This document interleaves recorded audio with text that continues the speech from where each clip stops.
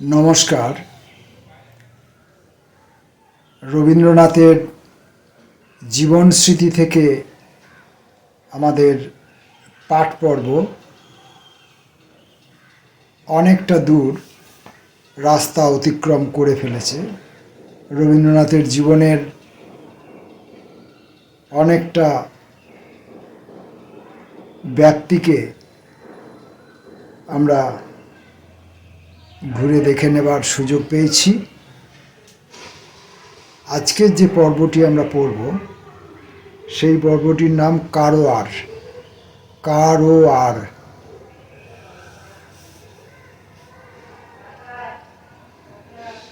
ইহার পরে কিছুদিনের জন্য আমরা সদর স্ট্রিটের দল কারোয়ারে সমুদ্র তীরে আশ্রয় লইয়াছিলাম। কারোয়ার বোম্বাই প্রেসিডেন্সির দক্ষিণ অংশে স্থিত কর্ণাটের প্রধান নগর। তাহা এলা লতা ও চন্দনতরুর জন্মভূমি, মলয়াচলের দেশ। মেজদাদা তখন সেখানে জজ ছিলেন। এই ক্ষুদ্র শৈলমালা বেষ্টিত সমুদ্রের বন্দরটি এমন নিভৃত, এমন প্রচ্ছন্ন যে নগর এখানে নাগরী মূর্তি ধারণ করিতে পারে নাই। অর্ধচন্দ্রাকার বেলাভূমি অকুল নীলাম্বু রাশির অভিমুখে দুই বাহু প্রসারিত করিয়া দিয়াছে। সে যেন অনন্তকে আলিঙ্গন করিয়া ধরিবার একটি মূর্তিমতী ব্যাকুলতা। প্রশস্ত বালুতটের প্রান্তে বড় বড় ঝাউ গাছের অরণ্য। এই অরণ্যের এক সীমায় কালা নদী নামে এক ক্ষুদ্র নদী তাহার দুই গিরিবন্ধুর উপকূল রেখার মাঝখান দিয়া সমুদ্রে আসিয়া মিশিয়াছে। মনে আছে, একদিন শুক্লপক্ষের গোধূলিতে একটি ছোট নৌকায় করিয়া আমরা কালা নদী বাহিয়া উজাইয়া চলিয়াছিলাম। এক জায়গায় তীরে নামিয়া শিবাজির একটি প্রাচীন গিরিদুর্গ দেখিয়া আবার নৌকা ভাসাইয়া দিলাম।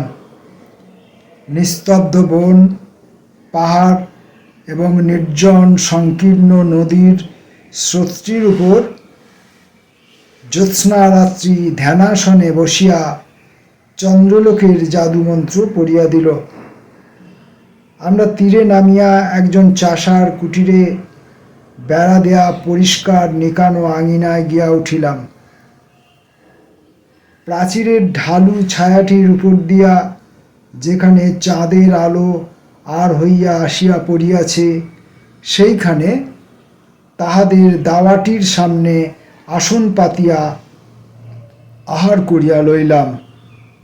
ফিরিবার সময় ভাটিতে নৌকা ছাড়িয়া দেওয়া গেল। সমুদ্রের মোহনার কাছে আসিয়া পৌঁছিতে অনেক বিলম্ব হইল। সেইখানে নৌকা হইতে নামিয়া বালুতটের উপর দিয়া হাঁটিয়া বাড়ির দিকে চলিলাম। তখন নিশীথ রাত্রি, সমুদ্র নিস্তরঙ্গ, ঝাউবনের নিয়ত মর্মরিত চাঞ্চল্য একেবারে থামিয়া গিয়াছে।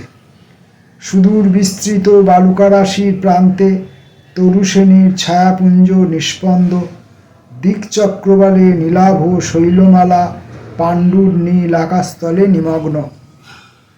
এই উদার শুভ্রতা এবং নিবিড় স্তব্ধতার মধ্য দিয়া আমরা কয়েকটি মানুষ কালো ছায়া ফেলিয়া নীরবে চলিতে লাগিলাম। বাড়িতে যখন পৌঁছিলাম তখন ঘুমের চেয়েও কোন গভীরতার মধ্যে আমার ঘুম ডুবিয়া গেল।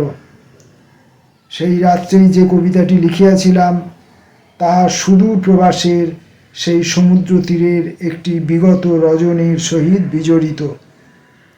সেই স্মৃতির সহিত তাহাকে বিচ্ছিন্ন করিয়া পাঠকদের কেমন লাগিবে সন্দেহ করিয়া মোহিতবাবুর প্রকাশিত গ্রন্থাবলীতে ইহা ছাপানো হয় নাই। কিন্তু আশা করি জীবন স্মৃতির মধ্যে তাহাকে এইখানে একটি আসন দিলে তাহার পক্ষে অনধিকার প্রবেশ হইবে না। যাই যাই ডুবে যাই, আরো আরো ডুবে যাই, বিহ্বল অবশ অচেতন।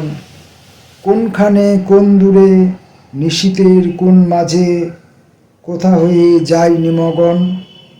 হে ধরণী পদতলে দিও না বাধা, দাও মোরে দাও ছেড়ে দাও। অনন্ত দিবস নিশি এমনই ডুবিতে থাকি, তোমরা সুদূরে চলে যাও। তোমরা চাহিয়া থাকো জ্যোৎস্না অমৃত পানে, বিহ্বল বিলীন তারাগুলি। অপার দিগন্ত ওগো, থাকো এ মাথার পরে, দুই দিকে দুই পাখা তুলি। গান নাই, কথা নাই, শব্দ নাই, স্পর্শ নাই, নাই ঘুম নাই জাগরণ। কোথা কিছু নাহি জাগে, সর্বাঙ্গে জ্যোৎস্না লাগে, সর্বাঙ্গ পুলকে অচেতন। অসীমে শুনিলে শূন্যে, বিশ্ব কোথা ভেসে গেছে, তারে যেন দেখা নাহি যায়। নিশীথের মাঝে শুধু মহান একাকী আমি, অতলেতে ডুবিরে কোথায়। গাও বিশ্ব গাও তুমি, সুদূর অদৃশ্য হতে, গাও তব নাবিকের গান। শতলক্ষ যাত্রী লয়ে কোথায় যেতেছ তুমি, তাই ভাবি মুদিয়া নয়ান। অনন্ত রজনী শুধু ডুবে যাই, নিভে যাই, মরে যাই, অসীম মধুরে। বিন্দু হতে বিন্দু হয়ে মিলায়ে মিলায়ে যাই, অনন্তের সুদূর সুদূরে। একথা এখানে বলা আবশ্যক, কোনো সদ্য আবেগে মন যখন কানায় কানায় ভরিয়া উঠে, তখন যে লেখা ভালো হইতে হইবে এমন কথা নাই। তখন গদগদ বাক্যের পালা। ভাবের সঙ্গে ভাবুকের সম্পূর্ণ ব্যবধান ঘটিলেও যেমন চলে না, তেমনি একেবারে অব্যবধান ঘটিলেও কাব্য রচনার পক্ষে তাহা অনুকূল হয় না। স্মরণের তুলিতেই কবিত্বের রং ফোটে ভালো। প্রত্যক্ষের একটা জবরদস্তি আছে, কিছু পরিমাণে তাহার শাসন কাটাইতে না পারিলে কল্পনা আপনার জায়গাটি পায় না।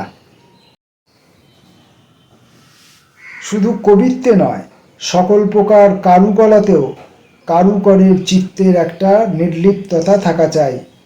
মানুষের অন্তরের মধ্যে যে সৃষ্টিকর্তা আছে, কর্তৃত্ব তাহারই হাতে না থাকিলে চলে না। রচনার বিষয়টাই যদি তাহাকে ছাপাইয়া কর্তৃত্ব করিতে যায়, তবে তাহা প্রতিবিম্ব হয়, প্রতিমূর্তি হয় না। এই ছিল কারোয়ার শিরোনামে খানিকটা স্মৃতিকথা। আজকের জীবন স্মৃতিপাঠ এইটুকুই। এ প্রসঙ্গে এই কারোয়ার পর্বটি নিয়ে রবীন্দ্রনাথ যা লিখেছেন, এ প্রসঙ্গে আমাদের নিজেদের জীবনের ছোট ছোট জীবনের যে অভিজ্ঞতা, তা কোথাও মেলাবার কোনো অবকাশ নেই।